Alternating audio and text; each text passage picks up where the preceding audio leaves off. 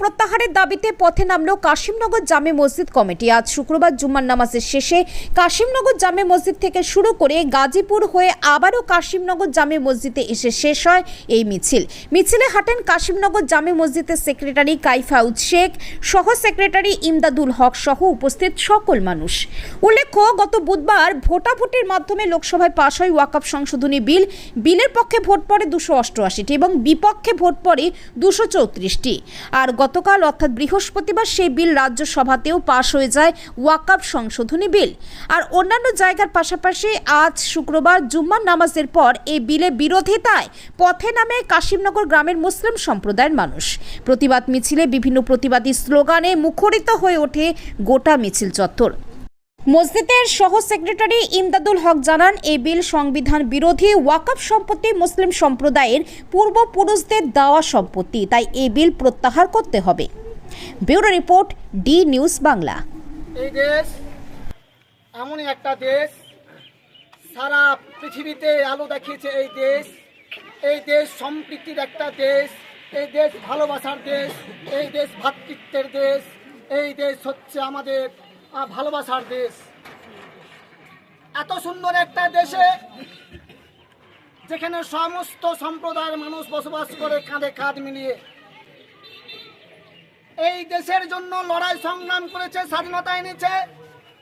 হিন্দু, মুসলিম, জৈন, খ্রিস্টান, আদিবাসী, কোলভিল, মুন্ডা, চামার, ছুতো সমস্ত শ্রেণীর মানুষ এই দেশের লড়াইয়ের জন্য, এই দেশের স্বাধীনতার জন্য লড়াই সংগ্রাম করেছে, রক্ত দিয়েছে।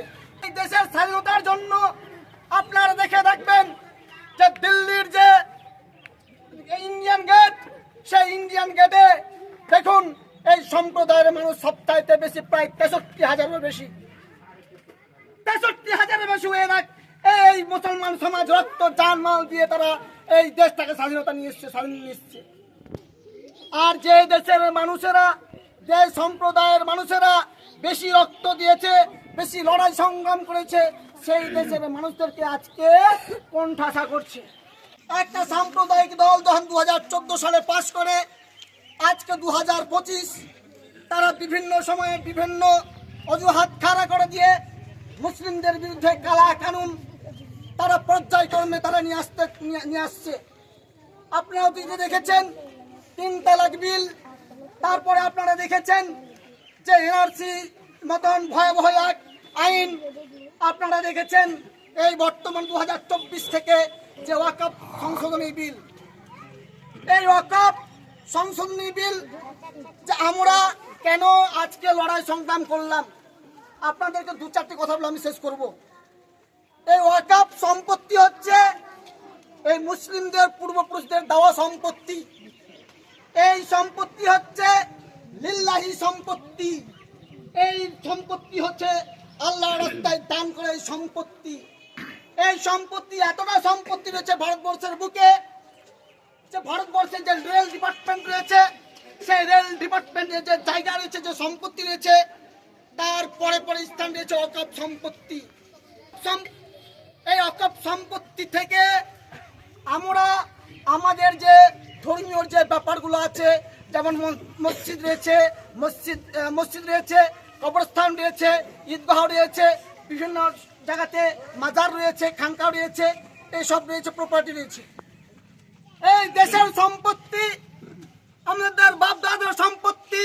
আর একটু স্মরণ করিয়ে দিই, আমার এই বাংলার মধ্যে ইডেন গার্ডেন হচ্ছে আমাদের সম্পত্তি, মুসলমানদের সম্পত্তি। মোহনবাগান হচ্ছে আমাদের সম্পত্তি। দিল্লির জামে মসজিদ হচ্ছে আমাদের সম্পত্তি। প্রাক্তন পার্লামেন্ট হচ্ছে আমাদের সম্পত্তি, এই মুসলমানদের সম্পত্তি। এই সম্পত্তি থেকে এক বছরে ইনকাম হয় 2025 সালে প্রায় 15,000 কোটি টাকা। 15,000 কোটি টাকা এই সম্পত্তি থেকে ইনকাম হয়। বিভিন্ন পর্যায়ক্রমে আমরা লড়াই সংগ্রাম করব এই আশা আকাঙ্ক্ষা রেখে, এবং সরকারের কাছে দাবি জানাবো যে ওয়াকফ যে সম্পত্তি সংশোধনী বিল, এই একটা অসাংবিধানিক বিল, এই বিলটাকে খুব দ্রুত বাতিল করার আহ্বান জানিয়ে আমার সংক্ষিপ্ত বক্তব্য শেষ করছি। আসসালামু আলাইকুম। ওয়া রাহমাতুল্লাহি ওয়া বারাকাতুহু। আমরা এই অকাবিলে পাস হয়েছে বিরোধীদের উপেক্ষা করে, বিরোধীদের কথা গুরুত্ব দিচ্ছে না, কোনো কান দিচ্ছে না। আমাদের এই বহিরাগ সরকার, এই অযোগ্য সরকার, এই সাম্প্রদায়িক সরকার, দেশের পরিবেশকে বিনষ্টকারী সরকার, দেশের সাম্প্রদায়িক দাঙ্গা সৃষ্টিকারী সরকার, হিন্দু মুসলিমদের মধ্যে ঐক্য দেখতে পারে না, সহ্য করতে পারে না।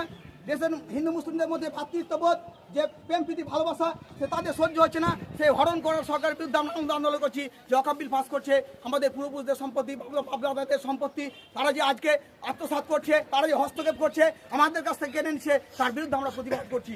আজকে সোনার দাম যে 1 লক্ষ টাকা হচ্ছে, 1 লক্ষ টাকা ভরি হয়ে গেল।